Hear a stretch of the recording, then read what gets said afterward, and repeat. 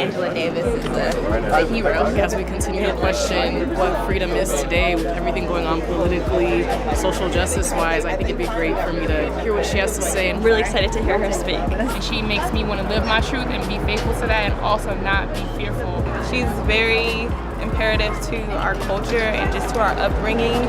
This was a once-in-a-lifetime opportunity. Whatever she's going to say, I'm just here for it. Angela Davis is incredible, and I would definitely not want to miss the opportunity to be a part of the conversation.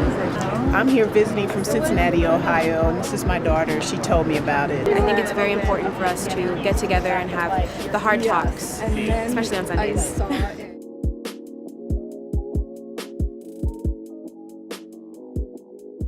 What a do, Black Los Angeles. You could always find us at the Underground Museum. It's a beautiful sight up here. I don't know if you guys have seen it, but we are so honored to have Dr. Angela Davis here this afternoon. And we're also very honored to have all of you. This is so special, and this is really in line with what our founder, Noah Davis, had envisioned for this space. I know a lot of you have been here before, but we do have a few unfamiliar faces here. So I've been asked to just give a little brief background of the Underground Museum. The Underground Museum was founded by Noah Davis and his wife, Karan Davis. Yes. And they had a vision to present artwork to the community and to present it in a way that hasn't been presented before. And he had curated 18 shows before he passed away, one of which you see now, nonfiction. And we're truly honored to have many of the artists in our galleries: Kara Walker, David Hammonds, Henry Taylor, Dina Lawson, Carrie James Marshall, who has had a really big week. If anyone has not gone to MoCA yet, you have to go. It's an amazing, beautiful exhibition out there. So definitely wanted to say thank you to some of our New York friends that came out here and traveled to come and be with us and share this afternoon with us. But just wanted to say also thank you to Black Lives Matter and Miss Patrisse Cullors, who's at the helm of this wonderful event. So without further ado, I'm going to hand the mic off to you because I can't intro Dr. Angela Davis. I can't do that. Love you. Thank you so much. Thanks, babe. Thank you.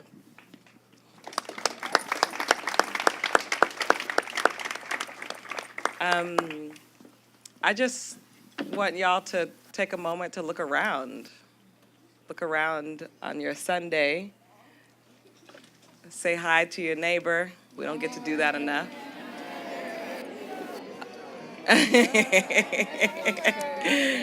We unfortunately spend most of our time on social media talking to each other.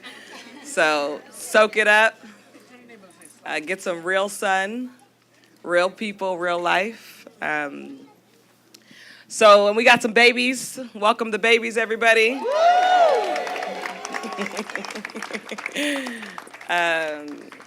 Make the parents and the crowd feel special. Thank you for bringing your children out. My name is Patrisse Cullors. Born and raised here in Los Angeles. There's not many of us left. Tell the truth. And very grateful to be able to hold spaces like this in this current very painful moment in this country's history. I think most days I sort of wake up trying to figure out, all right, what do we need to do? How are we going to make it safe out of this? Who do we need to protect?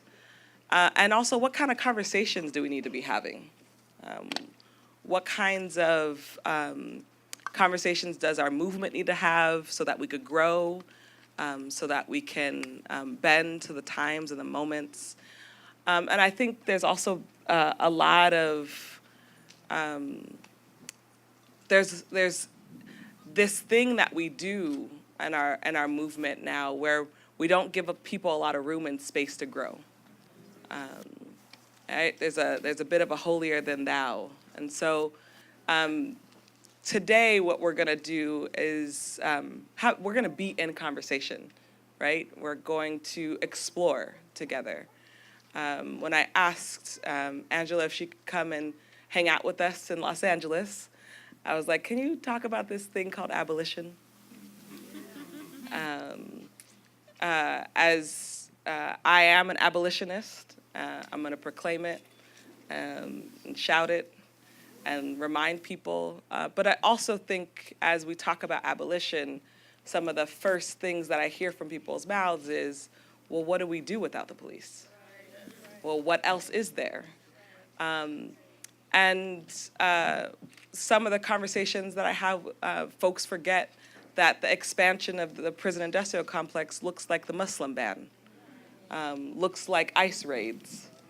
And the other part that I don't often hear us talk about, and it's okay because we're getting there, is that abolition isn't just about destroying something, it's about the building up of something. So you can clap for that, Anthony.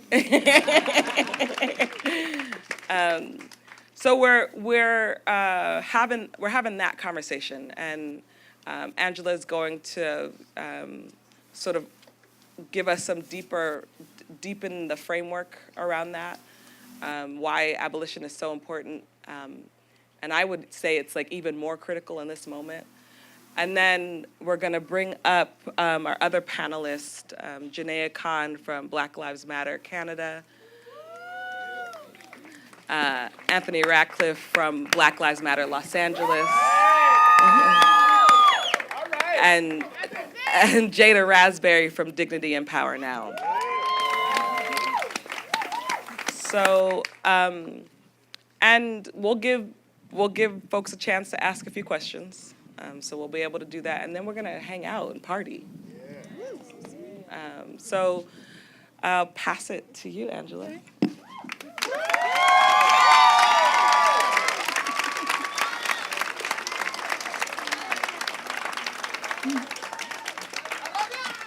Good afternoon, everybody. On this very beautiful Los Angeles day, I have to admit, I had no idea that we were going to be in the open air.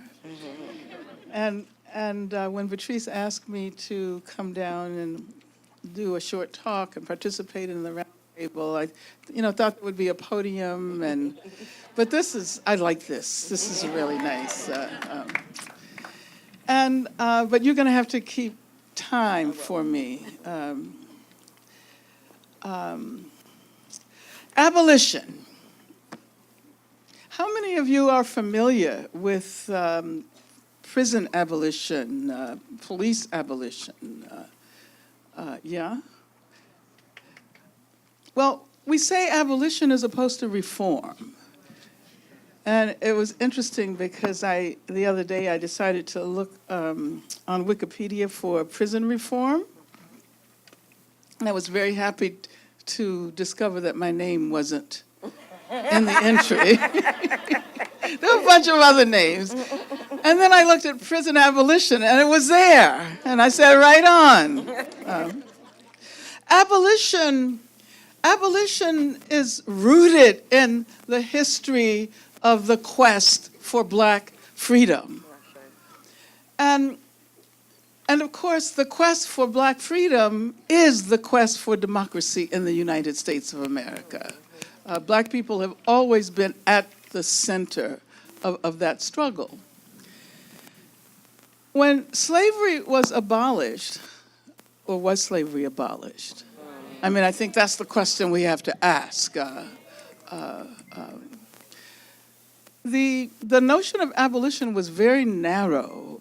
If one looks at 13th, and everybody's been thinking about the 13th Amendment as a result of 13th, one sees that slavery is simply defined as involuntary servitude, but it's a lot more than that. And the most progressive, the most radical abolitionists, and I'm thinking about W.E.B. Du Bois and his analysis of what happened in the immediate aftermath of slavery, argued that it wasn't simply about getting rid of the institution of slavery.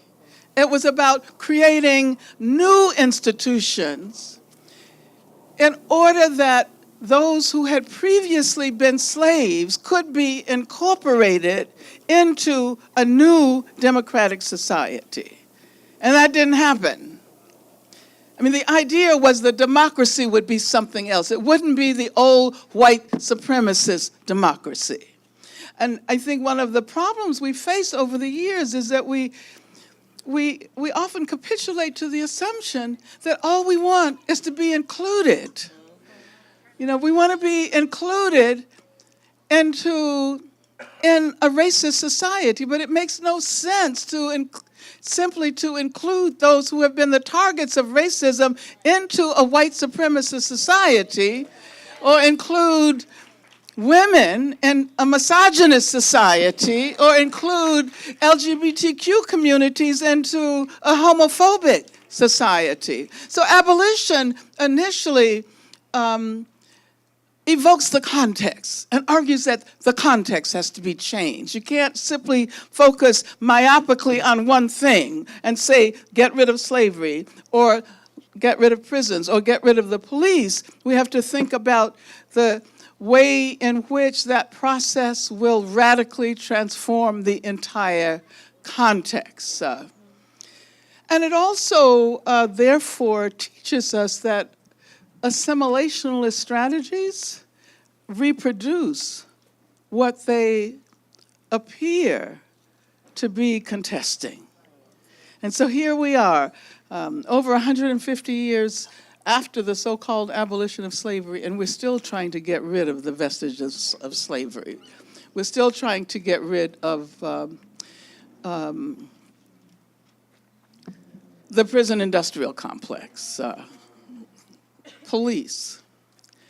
And so abolition is a radical strategy.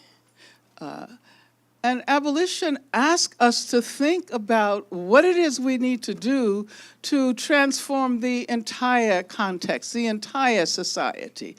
So we don't focus myopically on the prison or on the police and ask, how do we get rid of prisons? Or how do we address the problems that have been created by over-incarceration, and specifically the role that racism plays in the over-incarceration process? We don't simply ask, how do we deal with police violence? We ask a different kind of question. The question we ask is, what kind of society would we need in order that we don't rely on imprisonment and police to guarantee security? What kind of society would that be? So that leads us to a whole range of questions. It leads us to talk about education. It leads us to talk about healthcare. It leads us to talk about mental health care. You see what I'm saying? It's a holistic approach. And we're accustomed to these very narrow notions. Capitalism makes us think in those terms. We want an immediate answer. So if there's a problem with the prisons, what can we do in order to guarantee that in the next 5 years the problem will no longer exist? And usually 5 years is what the foundations ask, right? What's the 5-year outcome, right? Abolition requires us to think so much more broadly. The framework has to be so much more capacious. It asks us to think about history in a very different way. It asks us to recognize that we're working on a historical continuum that stretches, all the way back, hundreds of years back, and hundreds of years in the future, so that the work that we do now will have an impact on those to come. And we may not see the results immediately, but they will emerge. They will be there in the future.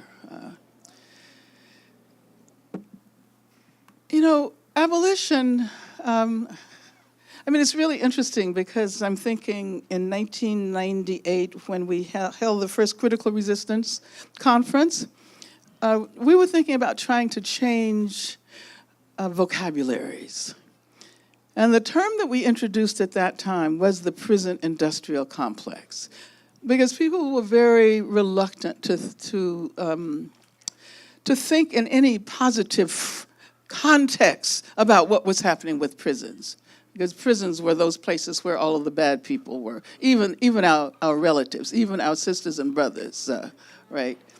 And in order to create a context in which we could examine all of the various forces that have been responsible for producing this monstrous machine, we had to try to shift the vocabulary. So we said, okay, let's talk about prison industrial complex. That gives us the opportunity to talk about racism. That allows us to talk about the economy and the role that capitalist corporations play, particularly in the context of global capitalism, which is really responsible for the proliferation of prisons all over the world, because you need a place for people who are rendered surplus by the kinds of economies that are created by capitalist corporations. And that was actually quite successful.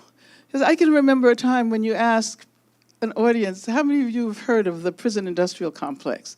And maybe 2 hands would go up. How many of you are familiar with the prison industrial complex? Of course, this is an activist audience, so I expect everybody to raise their hands. But, and I want to be just a little bit critical of 13. I support Ava DuVernay. Okay, and I think it's possible, and this is actually an abolitionist approach, that we can be critical and we can be supportive at the same time. We don't have to choose one position or another. And so while I think it's an incredible film, I would have liked to have seen something about abolition. Because it's not just about dealing with private prisons. It's about reimagining justice. And it's about asking the question, what would justice look like if we lived in a society that could not depend on prisons and that could not depend on the police? So yeah, abolition encourages us to think, and I think perhaps more complicated terms. Everything is pretty simplistic these days, especially since we have a president that does not even read. I mean, if I didn't read, I wouldn't admit it. He not only doesn't read, but he says he doesn't read. And I guess his thoughts have to be expressed in 140 characters. And abolition can't be expressed in 140 characters. It's a lot more complicated. Abolition is a feminist approach. And I like to talk about abolition feminism as opposed to glass ceiling feminism or lean in feminism. And I really like the formulation that my friend Michael Bennett, who plays for the Seattle Seahawks, and look at his stuff online. But on International Women's Day, he said he could not support glass ceiling feminism because he was much more concerned about those women under whom the floor was already collapsing.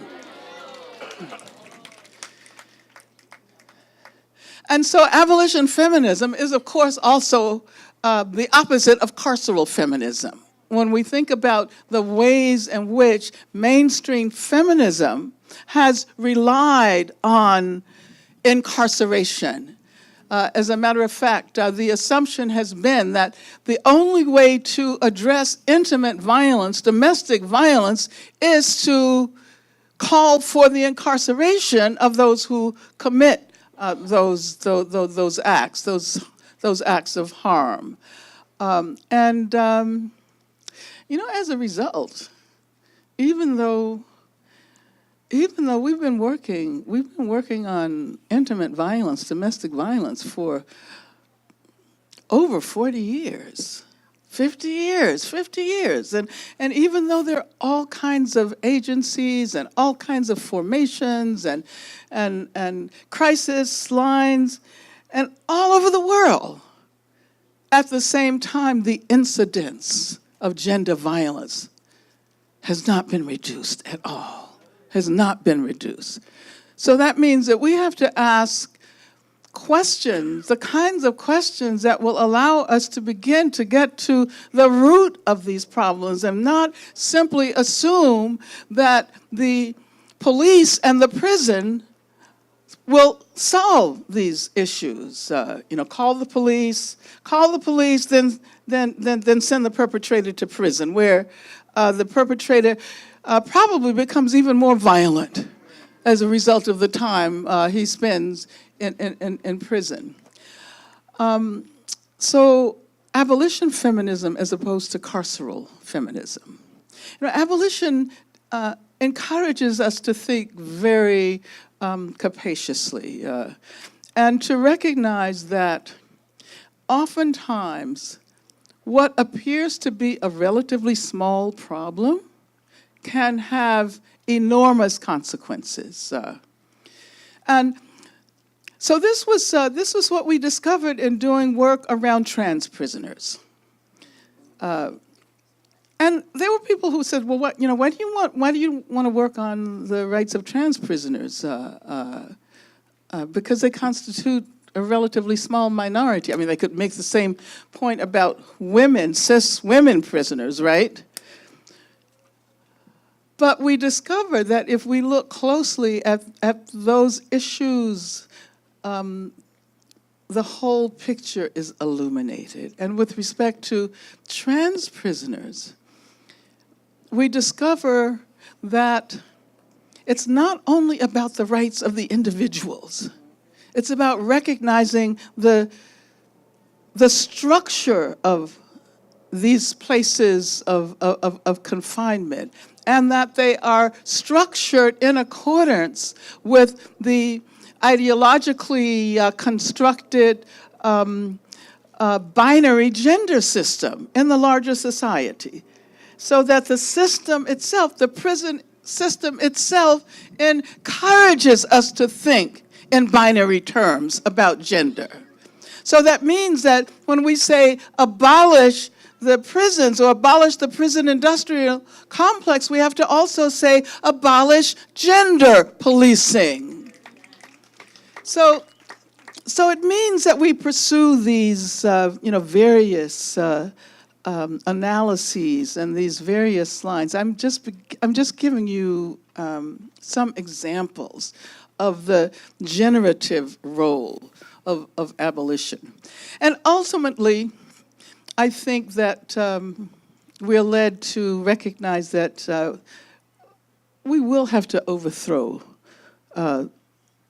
the economic system under which we live. We will have to look beyond capitalism. We need something else, whether we want to call it socialism or communism or whatever, but we need something else. And finally, I want to say that, I've mentioned Trump once. Because I have a really hard time, even though I know he's in the White House in Washington, I have a really hard time imagining that man as the President of the United States. And I don't think he's going to be there for a very long time. So I want us to have some perspective, some historical perspective.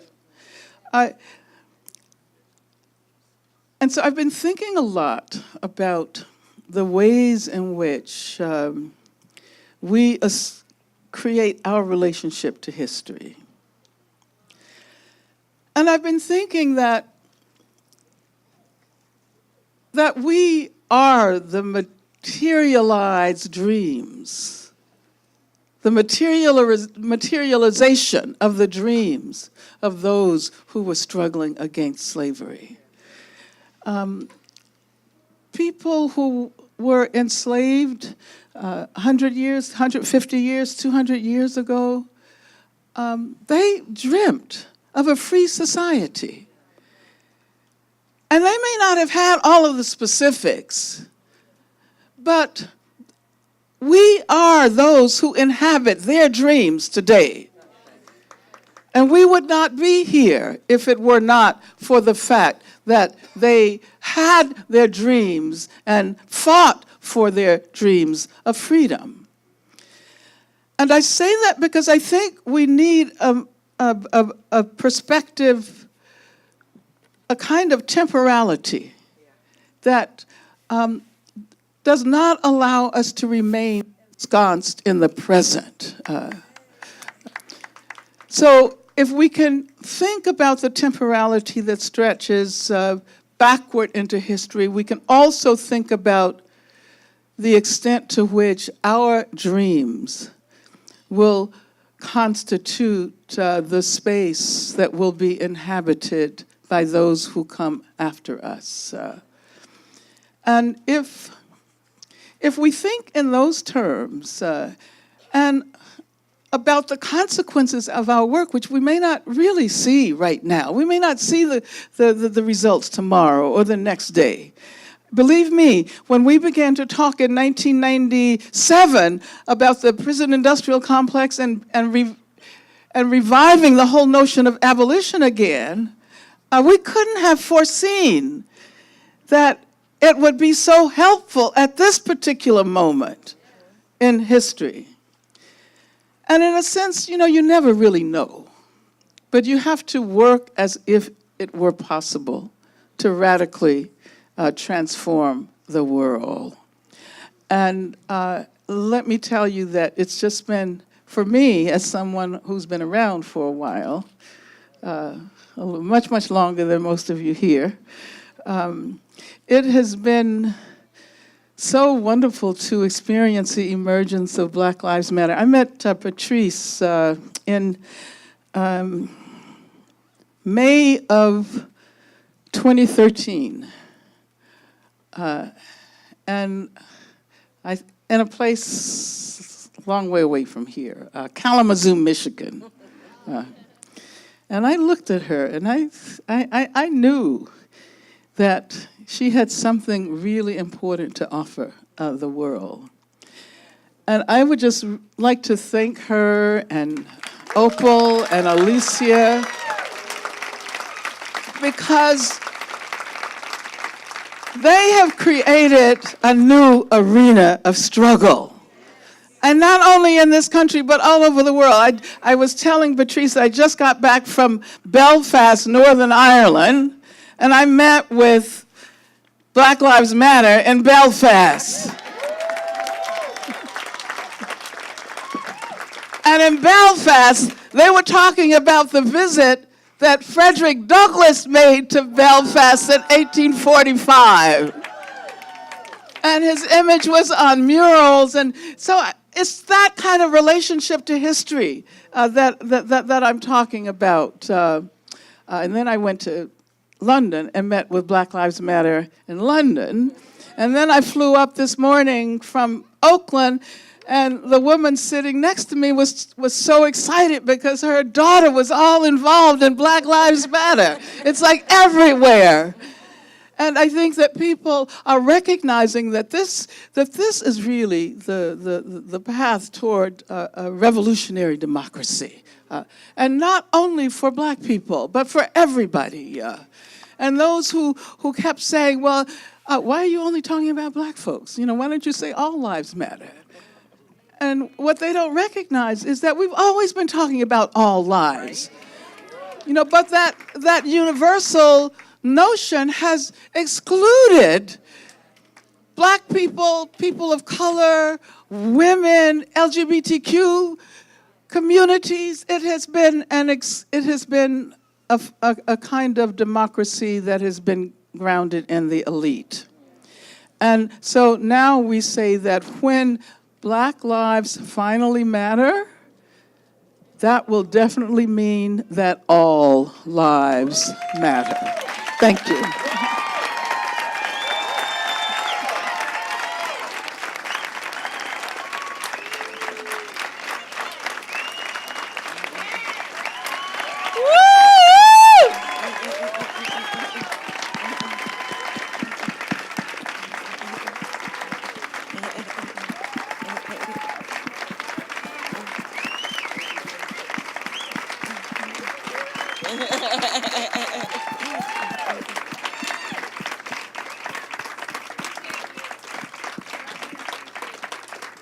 We should do this every Sunday. Church at the Underground.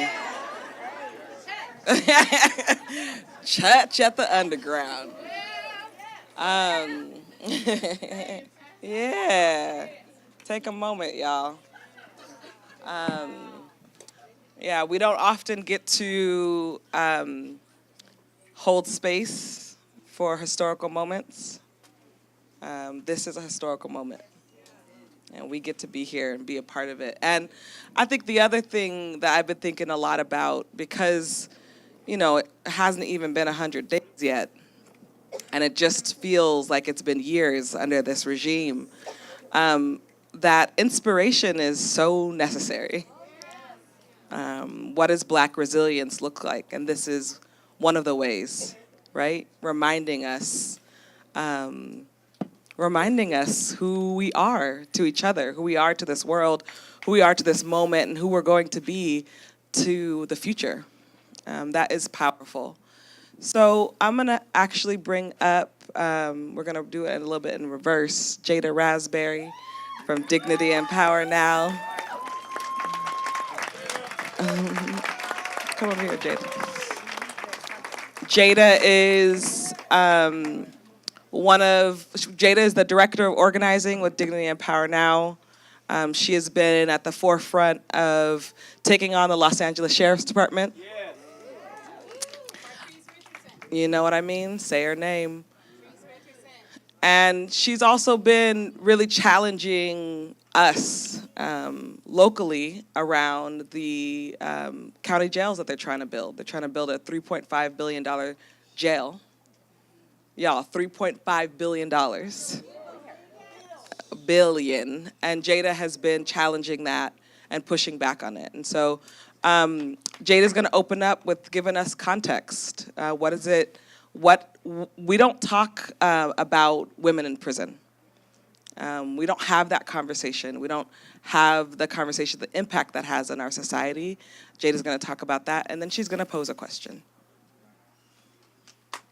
Thank you. Hi, everybody. Okay, hi. So first, my name is Jada Raspberry, like Patrice said, and I did 6 years in Valley State Prison for women. And while inside, I have my notes here, y'all. So I'm not just on my phone. So you know, while inside Valley State Prison for women, there were a couple crucial moments where I realized abolition was important. And I'll give you a couple examples of a couple of those moments I had inside. One of those moments was when I was 19 years old, and the institution tried to give me a hysterectomy. The prison had already violated so many women and illegally sterilized them, and it made me super, super sad. I was just like, what can I do to tear this down and stop this from happening to other women? Another crucial moment for me was when I had a UTI that went untreated for close to 3 months, and it turned into a kidney infection. I almost died inside of the institution.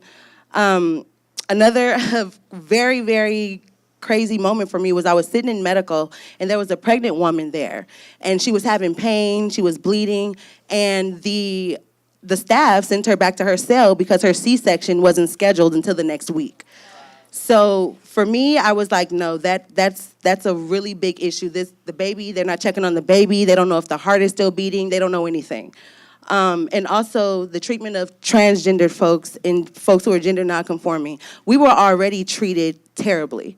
And for me to see folks who were transgendered be treated worse than how I was treated, that really hurt my heart to the core. And I said, I have to do something when I get out of here. So with that, my question to you is, at what point in your 18-month incarceration did you realize abolition was important?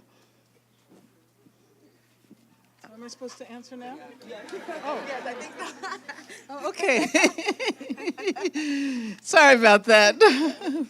I thought everybody was going to pose questions to each other, but I guess I'm the person who's supposed to be answering. Well,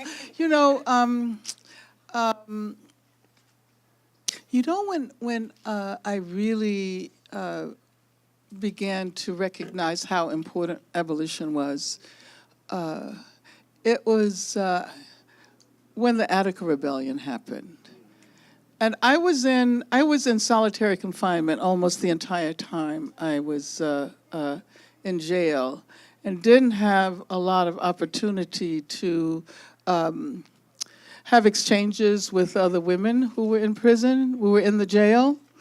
But I did realize that something was really wrong about the fact that in all of the ways we had been focusing on prison issues, largely in connection with political prisoners, we assumed that all the prisoners were male.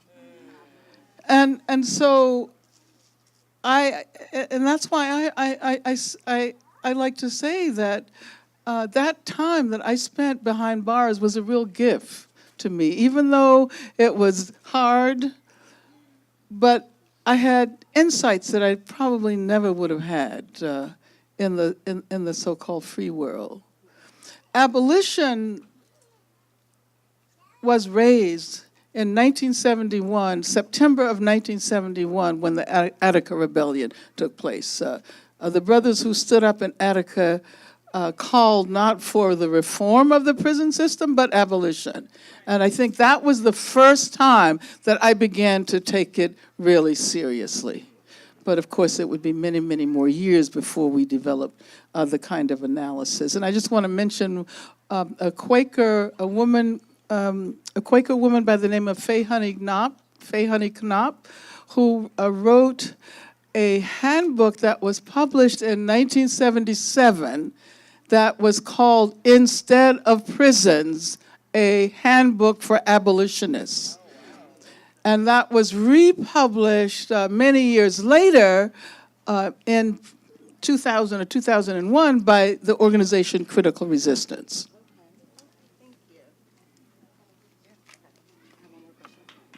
Thank you.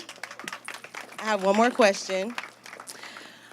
So why do you think in women in prison and women issues are often swept under the rug? So for example, over the last 3 years, there's been 16 state-sanctioned homicides inside of CIW prison. And nobody's being held accountable. We're in conversation with the families, we're in conversation with the wardens, we're in conversation with all these people who are in charge of the facility who claim that they don't know what's going on. So my question to you is, why do you think those issues are swept under the rug?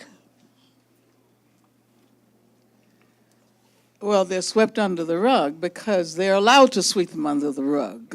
And that's the case. That's the case all over the world, not just in CIW, and especially with respect to women's prisons. And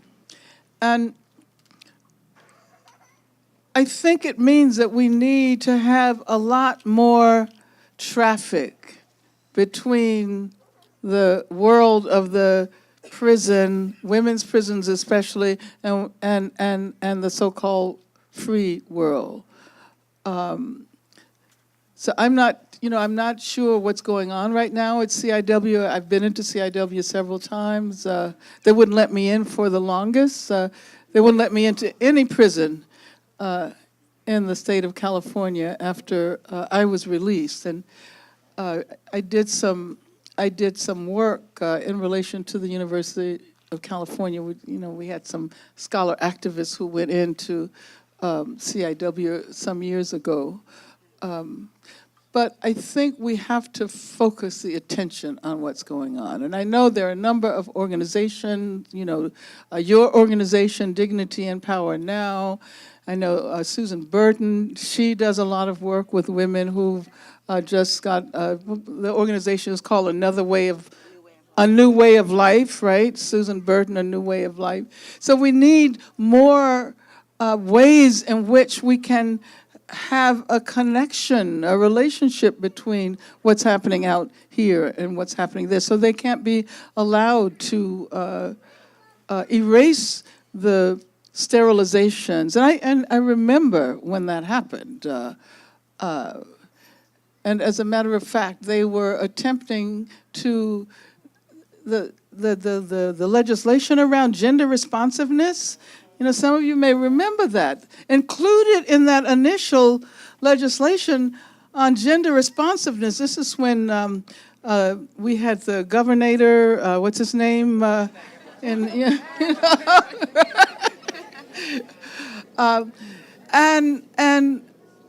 so hidden in this call for gender responsive places of confinement for women, were these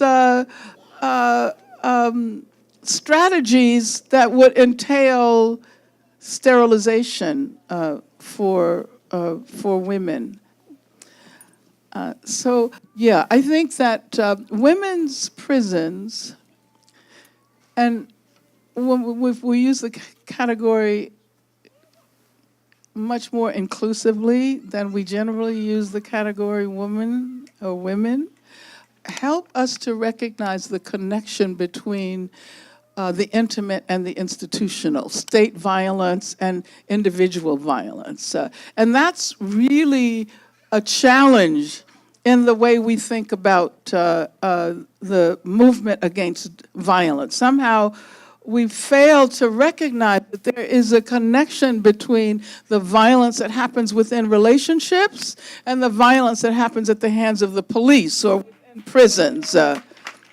And also we fail to grasp that there's a relationship between community violence, internal community violence, because people are always talking about black on black violence, as if that was something that had no relationship to the fact that there are more guns in this country than there are people.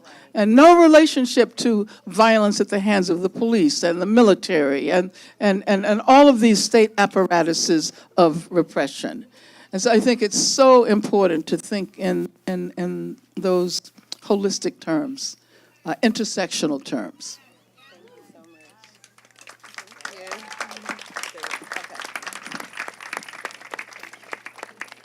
I'm going to move these mic stands because the photographers are mad at me about them. Okay. Oops. Thanks. Okay, so I'm bringing up Janaea Khan, aka Future, from Black Lives Matter Canada, has been doing incredible work around expanding and developing a new framework to talk about anti-Black racism in the global context. And Black Lives Matter Toronto chapter has just successfully removed police from their Pride Parade. Some of the stuff that we can never imagine will happen here is happening right now in Canada, and so I'm gonna bring up Janaea Khan.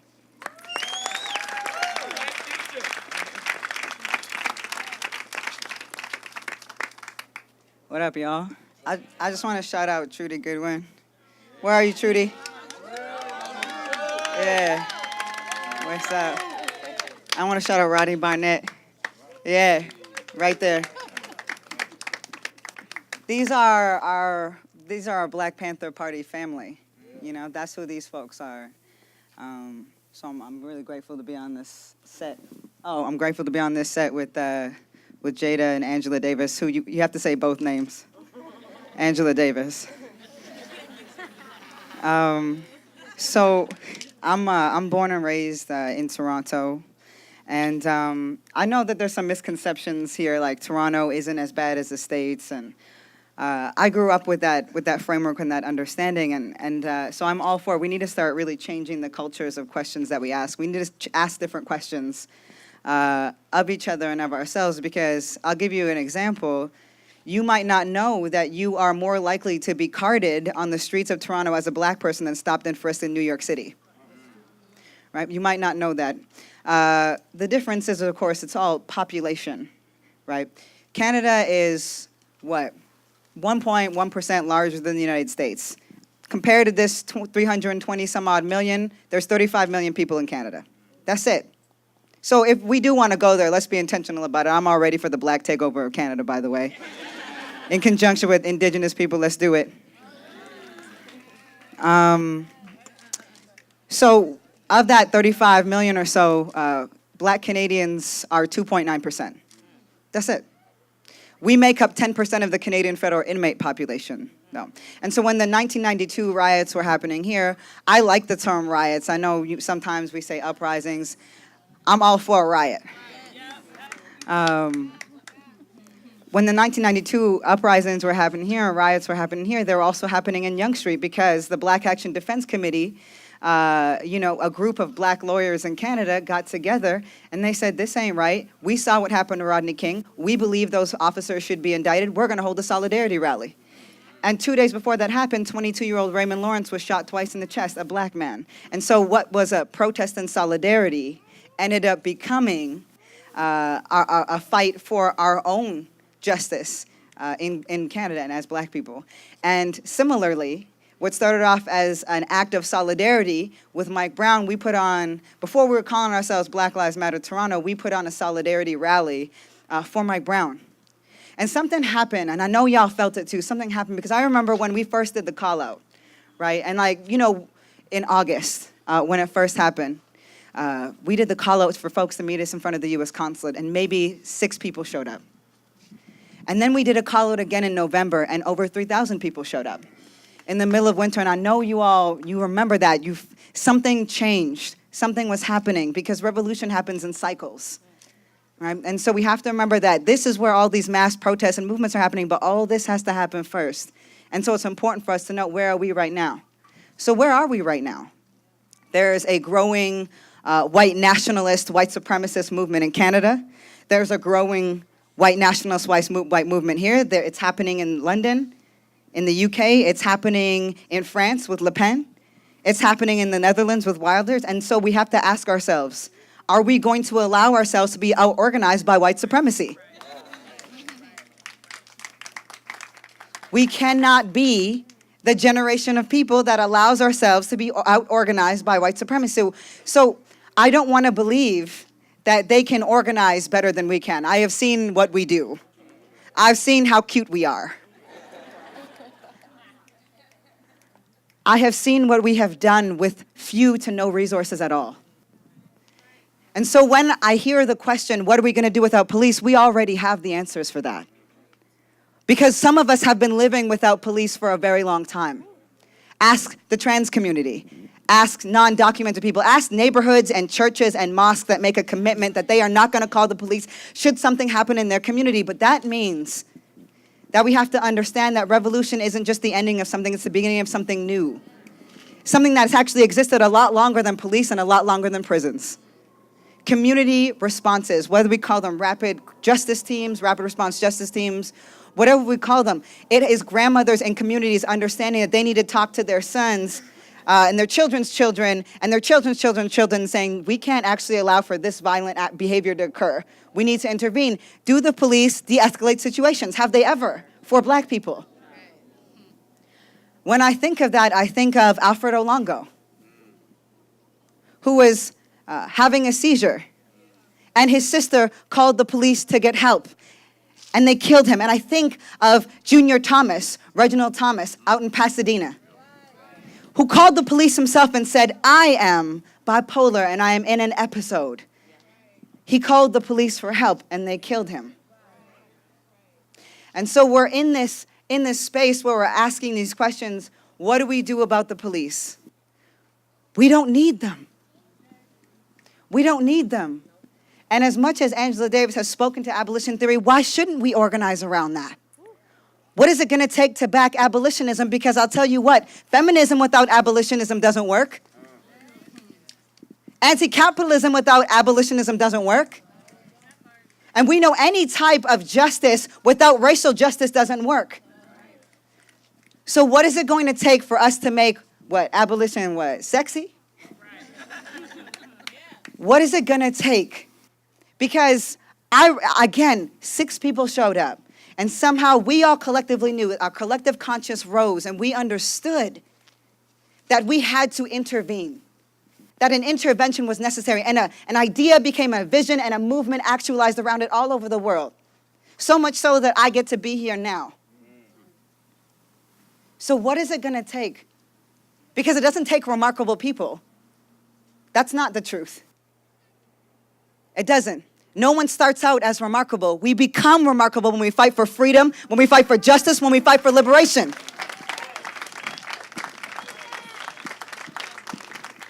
So I'll end it with this notion of truth. Right now, prisons and police and punitive measures and carceral punishments, these are our truth in our lifetime. They don't have to be the end of it for us. This could be but a chapter. This is not our story, should we choose to rewrite it.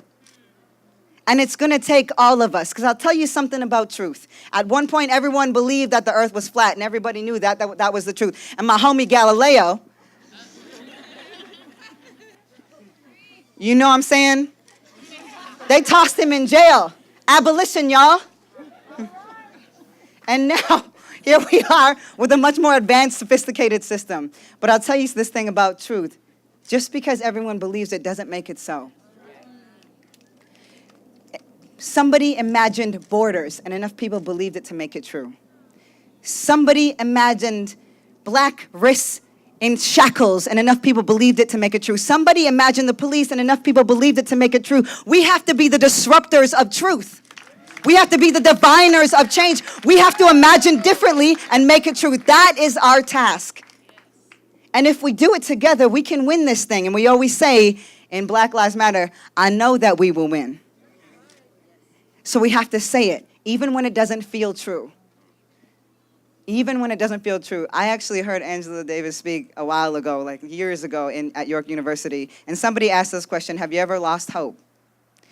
And I was like, bet she's going to say yes, because I read about her life. But her response was no. And then that made me think of something. And I'll officially end with this.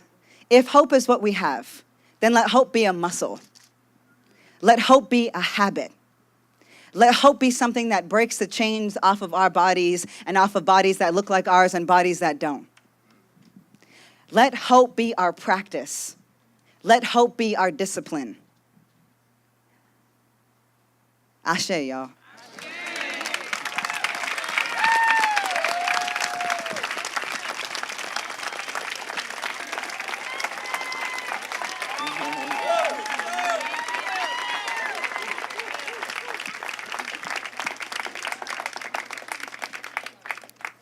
Future's in the house. Thanks, Future, for reminding us and for grounding us, and for coming all the way from Canada. Always remind us that Canada ain't right either. When I first met Future, they were like, all y'all Black Americans want to come to Canada. It ain't right up here. And it's true, because one of my first experiences in Toronto, I was getting my nails done, because everywhere I go, I try to get my nails done.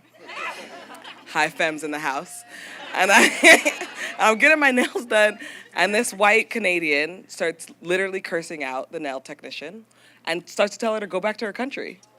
And it was the most foul moment. I was like, I'm supposed to be in the racial haven called Canada.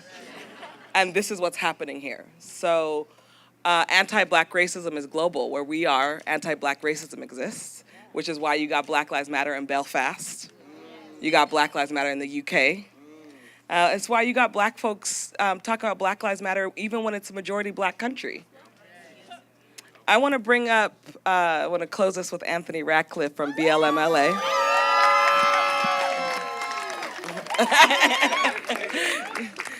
Because you deserve it, exactly.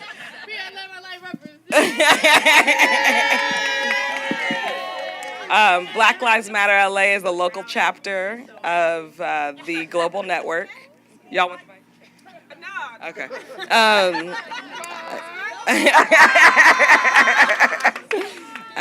This is the Turnt chapter. And BLM-LA has been doing some amazing work locally. This is one of the first chapters of Black Lives Matter. It's been around for the last 3 years, and in its most recent fight has been to fight against LAPD, LAPD being the most murderous law enforcement agency in the country. It's been 25 years since the uprisings, and in '92 when Rodney King was beaten, we know how the story went. But the other story, the neoliberal story, was, well, the department's been cleaned up. It's all good. We figured this law enforcement department out. You don't got to worry about it. You can go on to the next city. 25 years later, we know that's not true.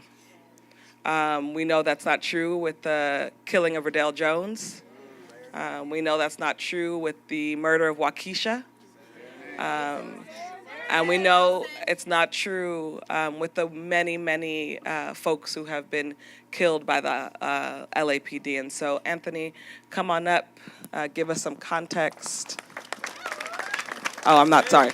And really, it would be great if you can sort of round us out around why local, why the fight's local.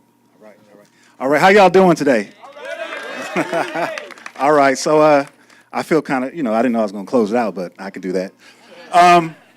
So yeah, let's say what's up to Black Lives Matter Los Angeles in the house. And all the fellow travelers who might not be at the meetings, just know we are having a meeting next week, right? April 9th at 1137 Redondo Boulevard in Inglewood. Thank you. Chuco's Justice Center at 7 o'clock. Bring your ass if you can get out there, all right? We need you to be out there. Now, I did write down stuff on my phone because I know if I'm up here, if I don't have a phone, I'll be everywhere. So I want to be succinct, and I have a question for Dr. Angela Davis, right? How many of y'all know April 29th brought power to the people, and you might just see a sequel? Who heard that before? Right? So I'm talking about Ice Cube. So I do actually, Patrice brought up some of these points, so I'm going to kind of be a little redundant. But April 29, 2017 is the 25th anniversary of the Rodney King Rebellion. I do say rebellion, here in Los Angeles. Yes. King's vicious beating at the hands of several LAPD officers was captured on video, which visually exposed the racist and class violence endemic to policing. However, even with the video evidence, the 4 cops were placed on trial for the assault were acquitted, sparking the 6-day-long uprising in the heart of South Central Los Angeles. In the aftermath of the rebellion, the Christopher Commission, how many of y'all heard about the Christopher Commission, right? So they were brought together, and they urged Mayor Tom Bradley, the first black mayor of Los Angeles, Tom Bradley, LAPD officials, and other city leaders to institute a series of police reforms intended to improve the image of the department as well as how to deal with future police abuse, right? So here's some of the reforms they came out with, and they might sound very familiar to today. So think about how these reforms were 25 years ago, but we're still talking about this today. The forced resignation, this is actually unique, of Chief Daryl Gates. Boo, that man was a jerk. But the shifting of the police chiefs from lifetime appointments to 5-year appointments. So now they're on a 5-year appointment. It also strengthened the civilian-led LA Police Commission. We know how that works. They strengthened them to have more police to arrest our people, right? A move towards community policing and increased diversity of the force. So today, LAPD actually is majority people of color, right? However, there's still a white supremacist mindset that undergirds most of what they do, right? And finally, they said they wanted to establish cultural awareness programs to help, to bring down the level of racism in the department. We can all see that didn't work that well, right? But despite these and other alleged reforms implemented in the last 25 years, it seems the only thing which has changed in LAPD is the department's image. They have a much better image today. Actually, last year, Obama, when he was the president, came to LA and gave them an award to be one of the best departments, really because they're good at surveillance, but really he recognized them as a great department. right? And they're recognized around the country as being a great department. So we know their image has improved, but has their policing improved? I don't think so, right? So, for example, between 2012 to 2014, residents filed 1,356 complaints of racial and police violence, and both the LAPD and the Police Commission found none of them to be justified. So 1,356, right? In addition, as Patrice said, LAPD is still the most murderous police department in the country, right? Even though it's not the biggest department, it kills the most people. So last year, 20 people were killed at the hands of LAPD. And that doesn't count the people killed in the prison like Waukesha Wilson. She's not one, these are people that were shot. The next two, the bigger departments are New York and Chicago. They had less than LAPD combined, right? So people are being murdered left and right by LAPD. In addition, you know, orgs like Black Lives Matter Los Angeles, we've been doing a lot of work trying to hold these police accountable, right? Out in the streets, at police commission meetings, really trying to do what we can do. But what we're seeing is that this push to try to reform the department is not doing a lot, right? The department is able to be more sophisticated in the way it does it, but reform has not improved the department. So what I really want us to think about, and I'm going to ask Dr. Davis this question, to think about this idea of reform. Is reform a thing that could actually make the department better, right? So I don't really believe it can, and I think we've kind of come to the point where there is no reform in LAPD.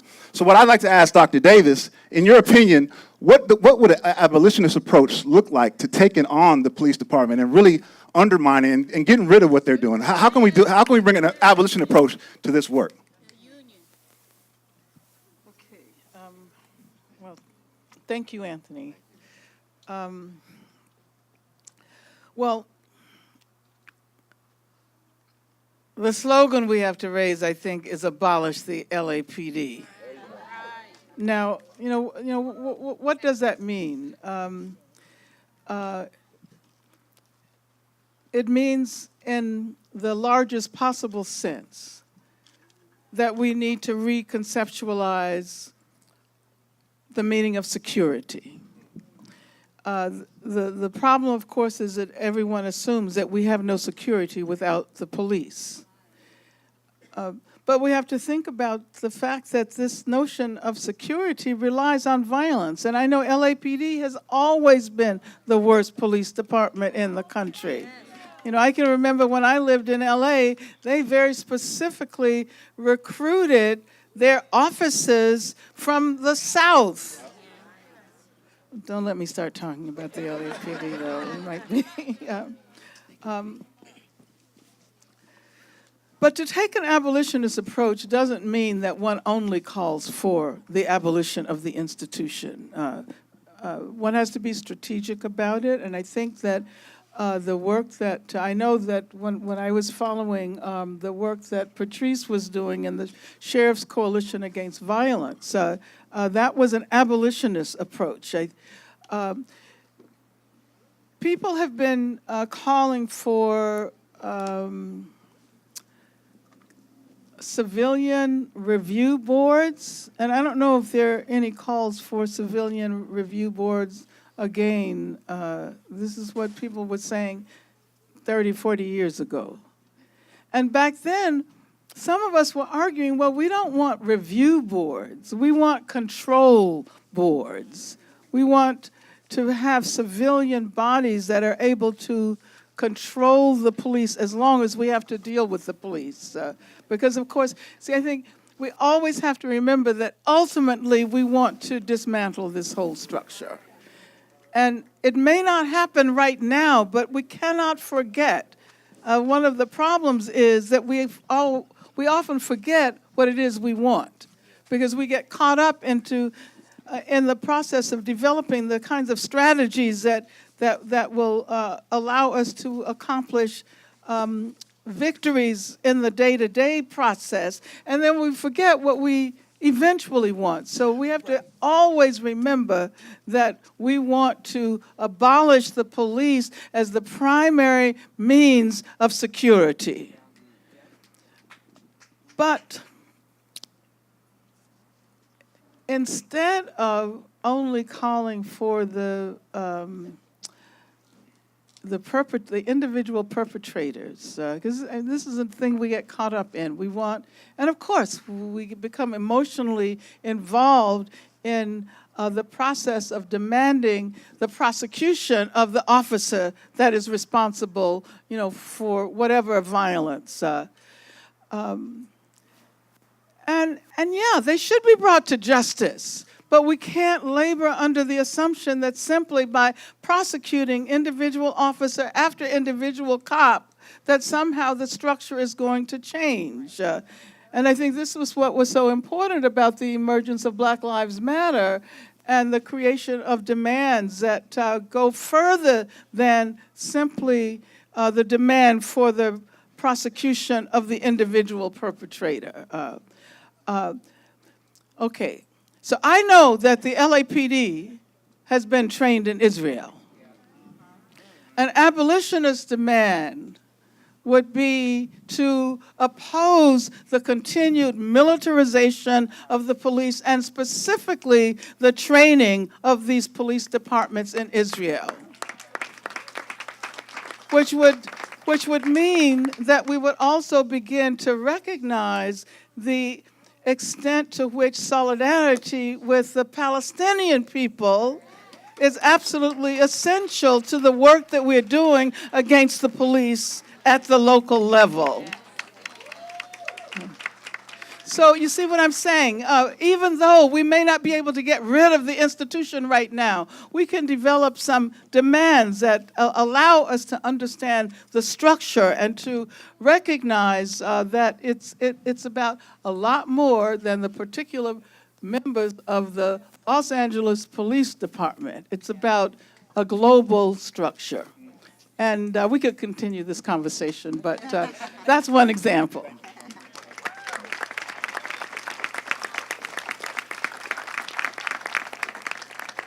That's a great question, Anthony. Thank you. And folks, if we can just give everybody a round of applause on the stage, on the concrete.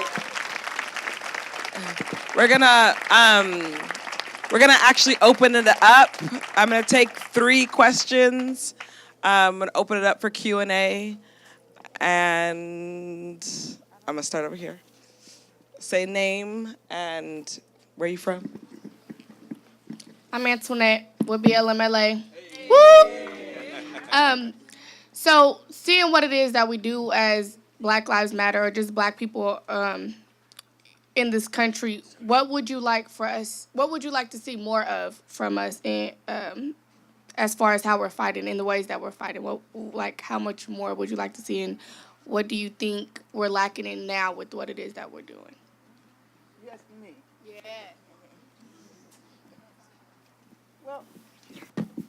Well, first of all, I am just really happy that I'm able to witness what's going on today.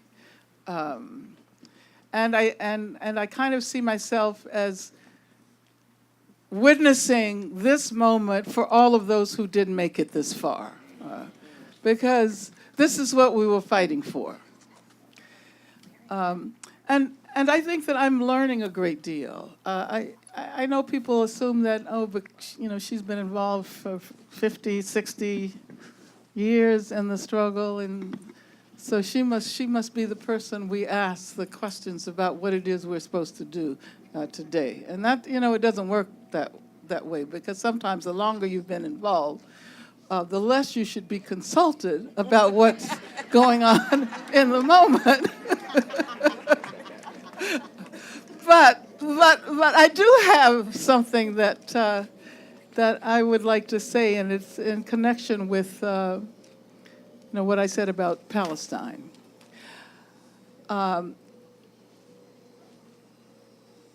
We are targets of a kind of U.S.-centric ideology that, first of all, most people in this country assumes that the United States of America is the center of the world. It is not. It is not.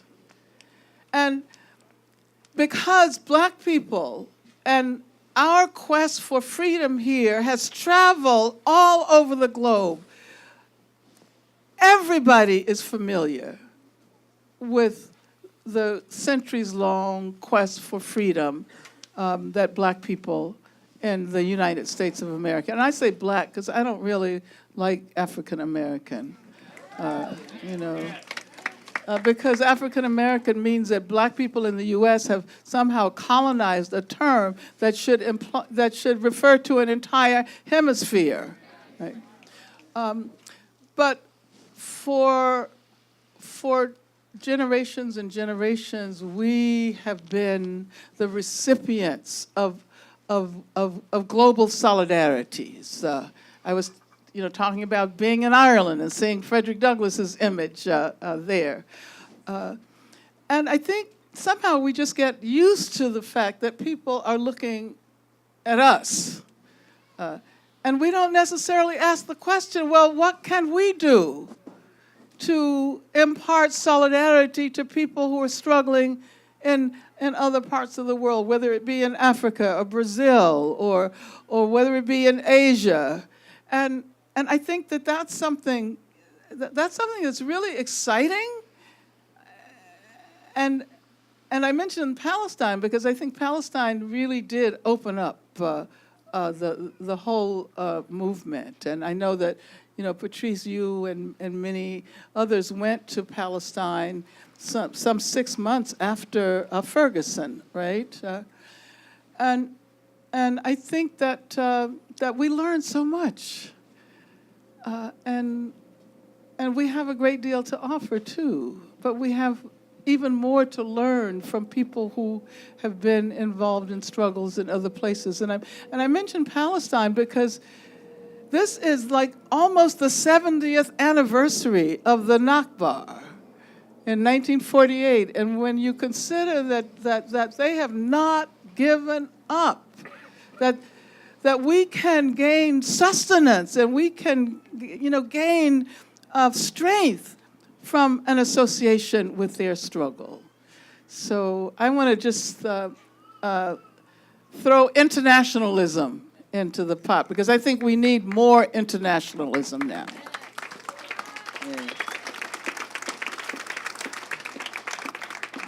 Just to expand on that a little bit, because I think it's really important, the question of what it is that we're building. And so here we are in this, Black Lives struggle, fighting for Black liberation, and what are the implications of it, right? What frameworks are we using? Are we using colonial frameworks? I'll give you an example. When we're not thinking about what the implications of what we build are or where we need to focus. What happens when Ethiopians in Israel are saying Black Lives Matter? And what they're fighting against is racial injustice. And what they're fighting for is also for the same rights that Israelis access. And part of that, is not in alignment with the Palestinian struggle, offhand. There are a lot of Ethiopian Israelis, by the way, who are 100% fighting for Palestinians. We have to be really mindful not to reframe colonization in a way that's more convenient for people like us only. I think that's one of the things I'd really like to see, and then to recognize other contradictions that exist. And one of the things that I've really seen rise up, in addition to with social media, is this political purity. There's one way to be. No one's allowed to make mistakes. No one's allowed to step out of line. Oh, Chimamanda said something. We throw her away.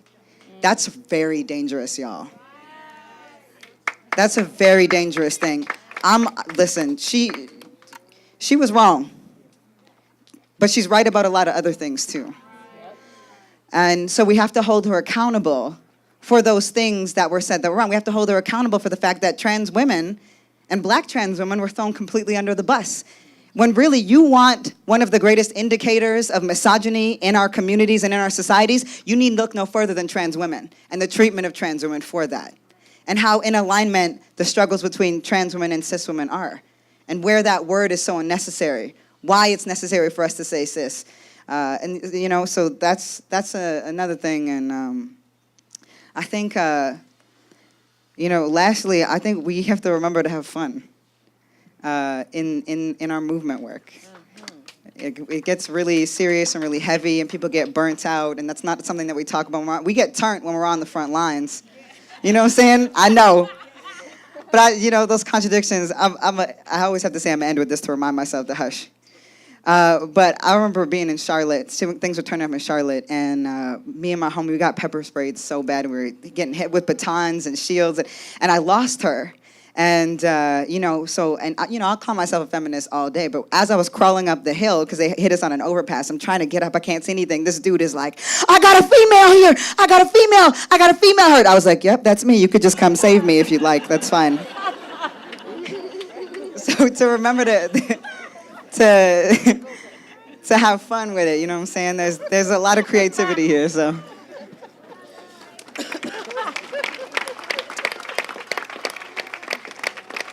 Second, come here.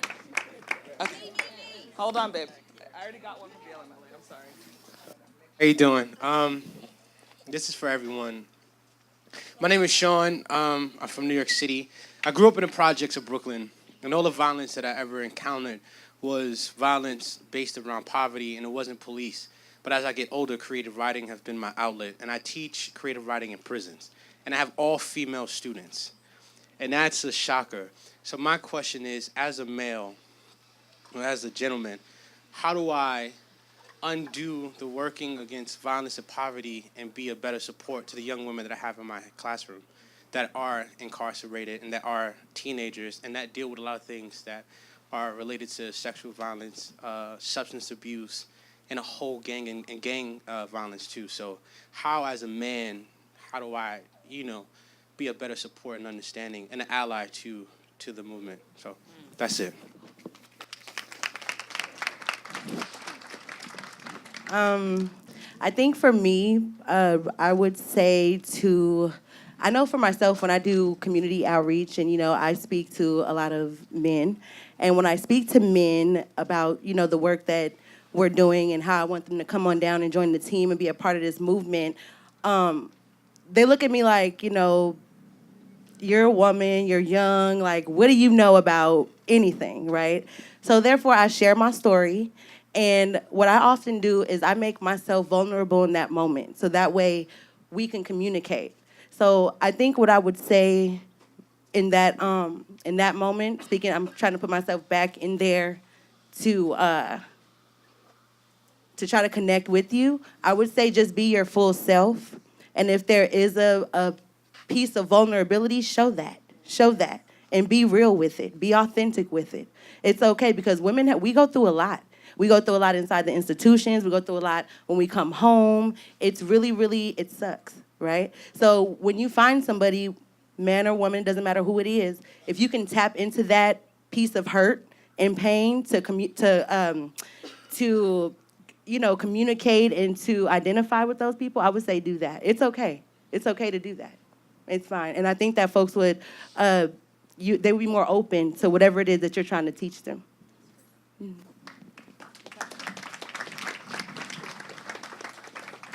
And I would just add,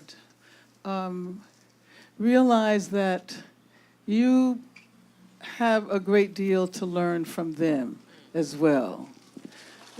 One of the points I was going to make about abolition in the very beginning was that abolition involves a notion that emancipation is always self-emancipation. And therefore, when we think about the end of slavery, was the self-emancipation of people enslaved. And so recognize the role that those women themselves must play in their quest for liberation. And you have a lot to learn from that. Don't assume that you have all of the knowledge just because you're the teacher. So the idea is to create an egalitarian relationship with them. And also, it can't hurt to imagine yourself as a feminist in doing this work. Absolutely. I think we need more men who are feminists. That is exactly what we need. Okay. I know. Sorry. We already got BLMLA. Y'all are. Come here, love. Here's one. Here, I have one back here. Okay, great. Thank you, babe. Peace, everyone. Thank you for being here. My name is Olympia. I'm honored to be asking this question or speaking to you. Touching on what you mentioned about internationalism, I know that as we go through our lives, there's clothes that we wear, there's food that we eat, there's cars that we drive that all play a hand in our own oppression. And some of the easiest things we can do is change our own lifestyle to stop being a part of the oppression. And so I wanted to know if you have any thoughts to share or anything to suggest to everyone here on how they can change their lifestyle to end oppression in their own life.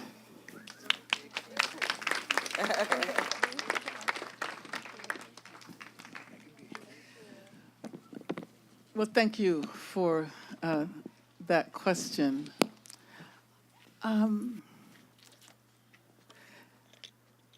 All of us are implicated in this system. And I know sometimes we think that we can get outside of the capitalist system, but no matter what we do, we're still inside. And so I totally appreciate your appeal to us to be aware of the meaning of the objects that we take for granted in our daily lives, the clothes that we wear, the car that we drive, the house that we live in, or whatever. And the food that we eat, that often is responsible for creating illness, even as it presumes to provide nutrition. I think what I would suggest is developing a consciousness of all of those things we take for granted. And I like to think sometimes that when I wear these clothes that I have on, that puts me in a relationship with the people who made the clothes. And we're talking largely about women and largely about girls. And that means that I have to think about what it is they did in order to allow me to wear these clothes that I'm wearing today. And I have to think about the fact that they're more than likely underpaid, and they're more than likely working 15 hours a day. When we eat the food that we're eating, what about the animals that are, well, don't let me get started on, being vegan is good, but not everybody is going to become vegan. So I think it's important to become a conscious consumer, a conscious consumer in the sense that we think about the conditions of production of whatever it is that we wear or that we consume. And I think that will make us much less likely to move along in a way that is totally, that capitulates totally to the work of ideology. Because we all have an ideological relationship to the world. And ideology consists largely in those things that we take for granted, that we don't even think about. And what if we began to think about all of these aspects of our lives that we take for granted? I think that we would have a much more holistic notion of what it is that we need to do to change the world. And as a person who's always been, for the vast majority of my life, who has been opposed to capitalism, I think it means that we will move along a trajectory that might eventually lead to the abolition of the capitalist system.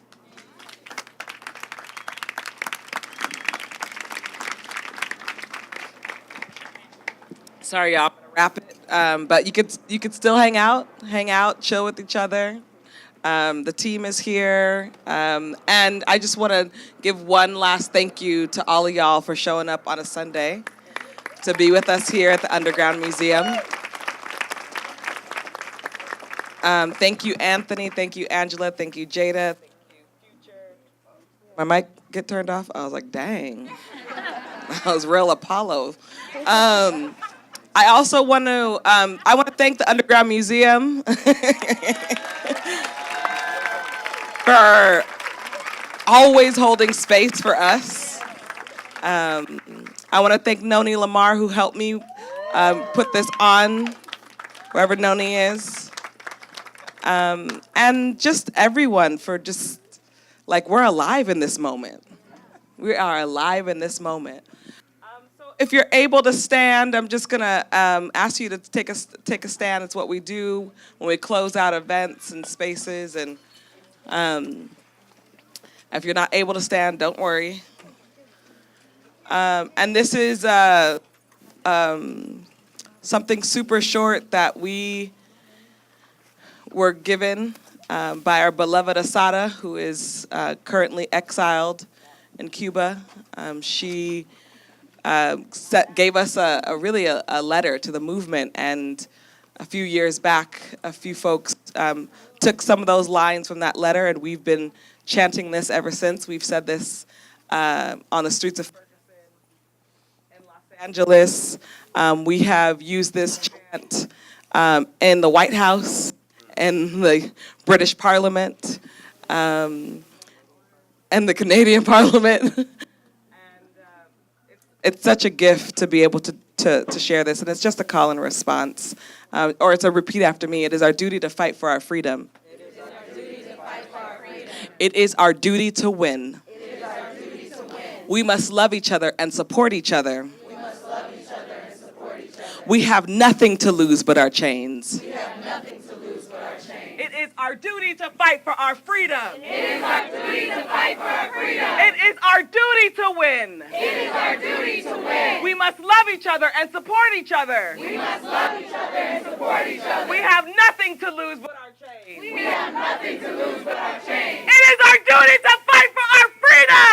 It is our duty to fight for our freedom. It is our duty to win. It is our duty to win. We must love each other and support each other. We must love